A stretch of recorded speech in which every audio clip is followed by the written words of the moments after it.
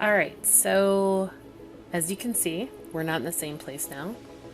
I have brought us to a location that when I actually first started playing this game, this was one of my favorite places to come to.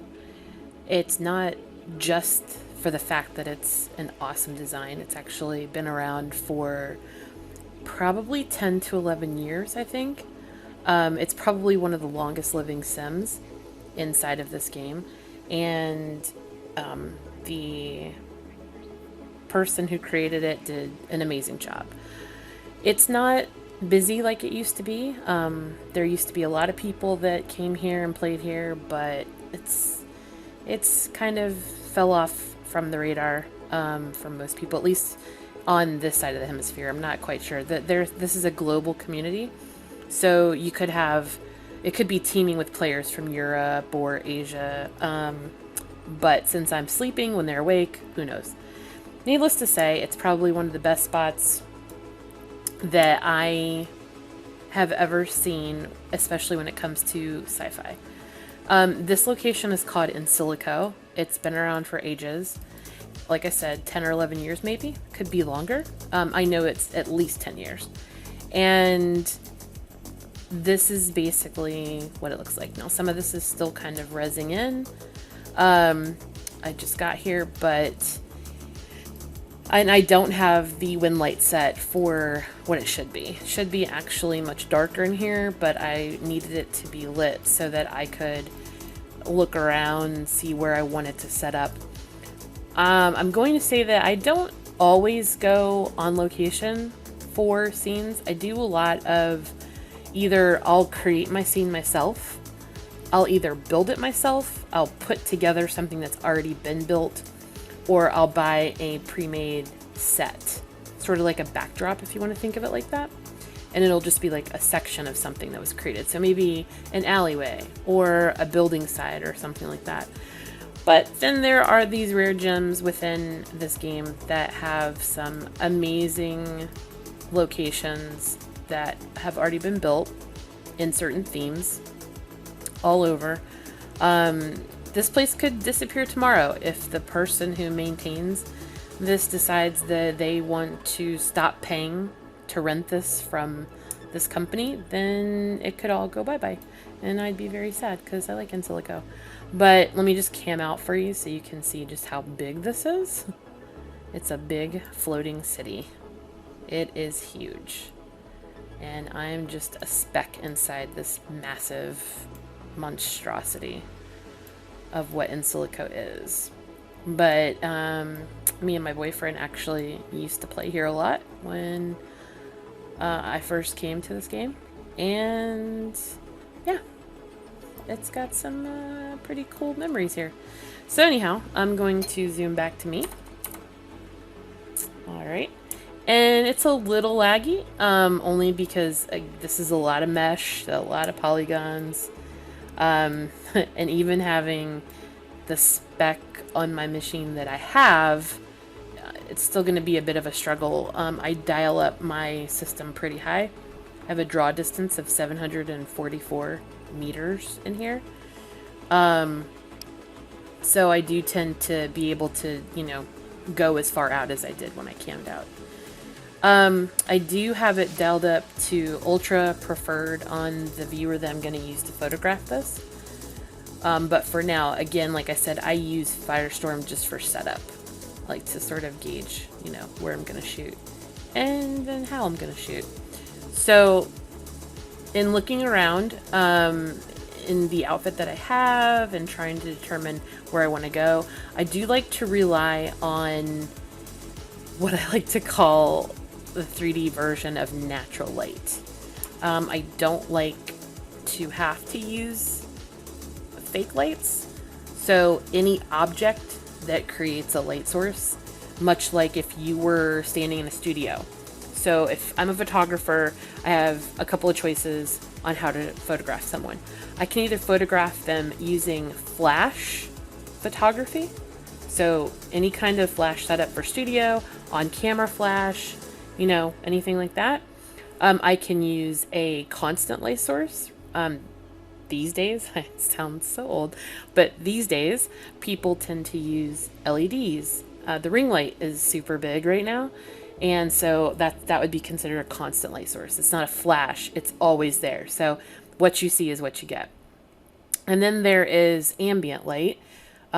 So natural ambient light comes in many different forms. It can be direct sunlight. It can be a bounce of direct sunlight. So anything coming in from, say, a sliding glass door is a diffused light that is natural. So it's naturally occurring. It's nothing that you had to generate. So those are some ways that a real photographer, I say real in the real world, would utilize light. In a virtual sense, you have kind of the same options. You have what's called a wind light, and the wind light is like your natural light. It's like how the sun casts, and it's existing, just depending on which wind light you pick. That's the beauty of doing virtual photography, is that you don't have to worry about it being a sunny day, an overcast day, a rainy day, as you can see here. You can change that.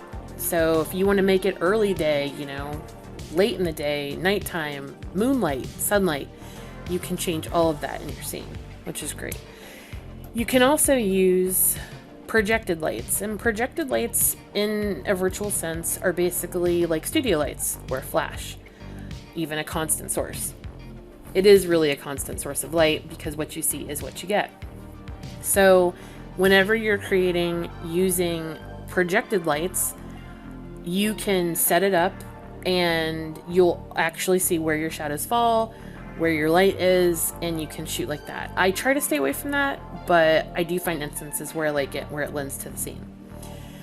In this instance, since we do have open areas that do allow sunlight and or moonlight to come in, I'm probably going to rely on the ambient light for the shoot, for the scene.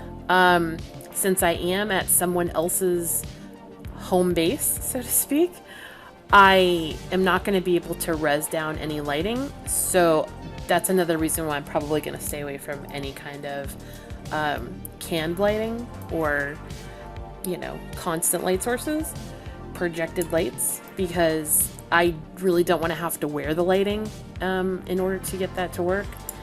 I do it, just not all the time. So we're going to try to stick with the wind light that allows use of natural light, since we're in an open outdoor space, kind of.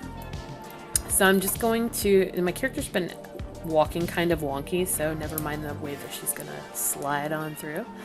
But we're just going to slide on through here. There is some green space down here I might want to utilize. Really just depends.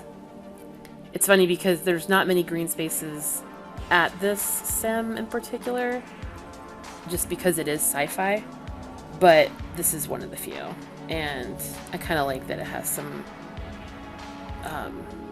cyber pieces, sci-fi pieces within the scene. But again, that could very well change. I might start pulling in some lighting and thinking, this just looks too Earth. I'd rather it look more cyberpunk, and then change up my location altogether. As far as you saw, it was very big, so there's many places to choose from. And let's see.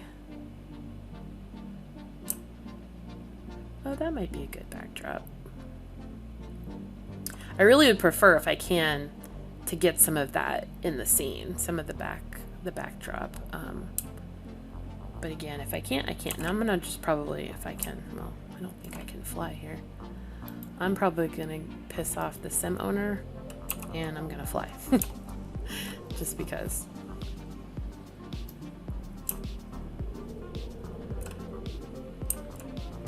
I want to get back to where I was. I think I might like up here a little bit more, because I kind of like that Buddha. So what am I doing? I'm just looking at the scene. Since it's nothing that I built and I'm invading someone's space, I like to get a feel for what my character looks like, what the area looks like, what's going to work best, what's going to look best in the scene. And sometimes I can't tell that until I'm actually shooting. I'll sometimes start shooting and then totally give up on the area that I'm in because it isn't working. So keep that in mind. Where we start is not where we might end up at, but who knows.